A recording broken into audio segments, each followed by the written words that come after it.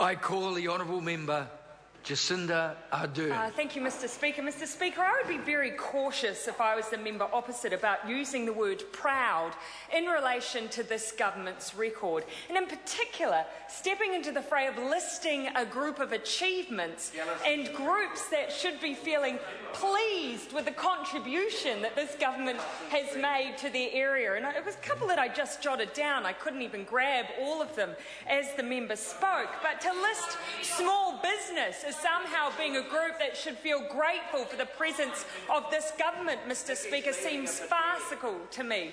Businesses who are losing revenue, having to shut their doors and go offshore or even stop existing at all in New Zealand because of this government's inertia on the issue of monetary policy. They seem, Mr Speaker, to be the only ones who don't think that there is an issue with manufacturing in the productive sector in New Zealand. And if we need just a recent example, they fold their arms and sit back while contractors, builders, plumbers, electricians all suffer as Mainzeal collapses.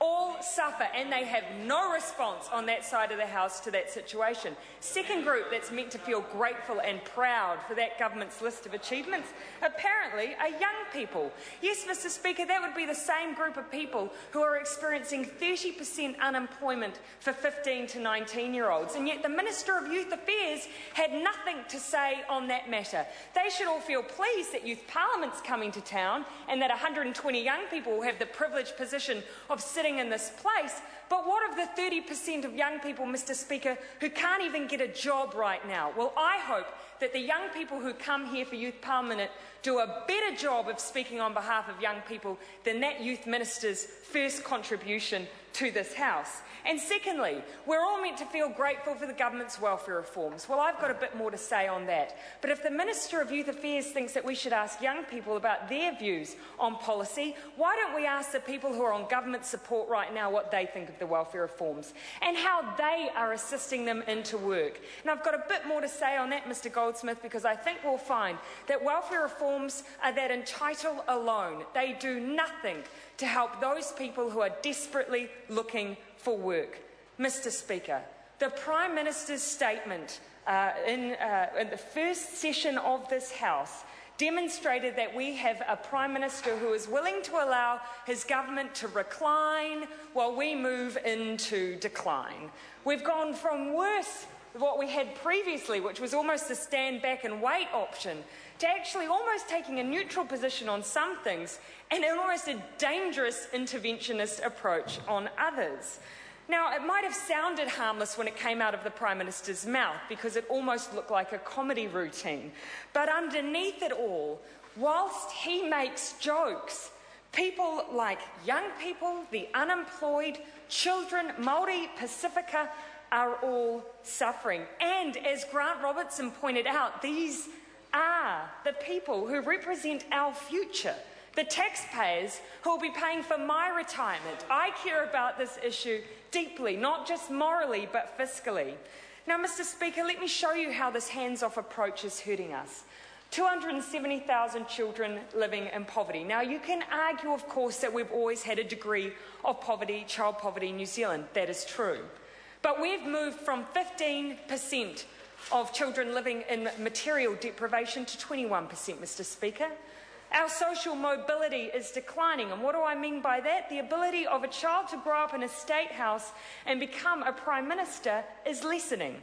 It's become the area of the privileged few, and when I mean the privileged few, I mean the baby boomers, not the children of today. We have a number of children suffering from third world diseases, preventable hospitalisations. Mr Speaker, the markers are all there, but the action is absolutely absent from that side of the House. Now let's contrast that, Mr Speaker, with the first speech that the Leader of the Opposition made, in which he clearly said that Labour would present its plan on child poverty to the country this year, and we will do that, and we will do it with pride because we are willing to be bold. We are willing to address an issue that really speaks to the heart of whether or not we're a country that supports and looks after the most vulnerable, because that surely, Mr Speaker, is a mark of a society. And there is a reason why we need to do that with urgency.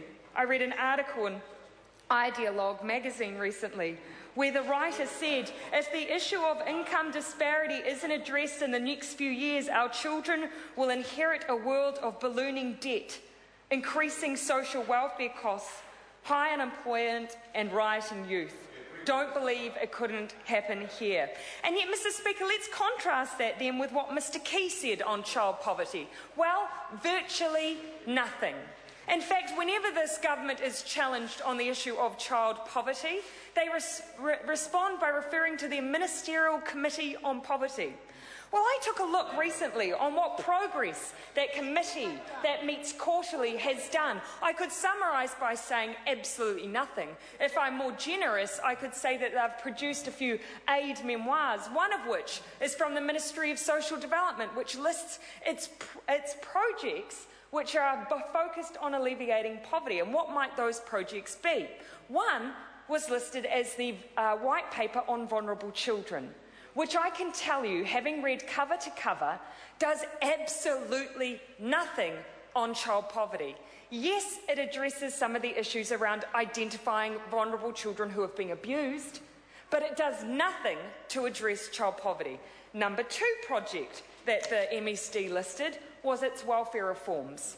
Mr. Speaker, I've read both bills in detail. I've sat on the select committee for both bills that have examined the welfare reforms and their impacts. I have looked at the statistics, Mr. Ardern, that has come out since those welfare reforms have come into place. Now tell me, Mr. Speaker, what the measure of success for those reforms should be.